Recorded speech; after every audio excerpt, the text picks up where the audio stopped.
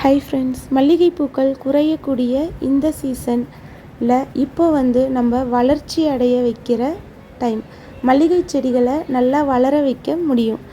பெரிய செடிகளாக இருந்தால் அதை கத்தரிச்சு விட்டு இந்த பராமரிப்பை கொடுங்க. வளரக்கூடிய சின்ன செடிகளாக இருந்தால் இந்த பராமரிப்பு கொடுக்கும் பொழுது சீக்கிரமாக நல்லா வேகமாக செடி ஆரோக்கியமாக வளர்ச்சியடையும்.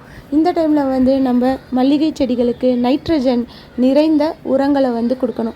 வளர்ச்சிக்கு நைட்ரஜன் ரொம்ப அவசியமாக இருக்கிறதால இந்த நைட்ரஜன் உரங்களை இந்த டைமில் கொடுக்கலாம். பாஸ்பரஸ், பொட்டாசியம் உரங்களை தவிர்த்துட்டு நைட்ரஜன் இருக்க மக்கிய தொழு உரம், மண்புழு உரம், கம்போஸ்ட் இதெல்லாம் நீங்கள் உரங்களாக கொடுக்கலாம்.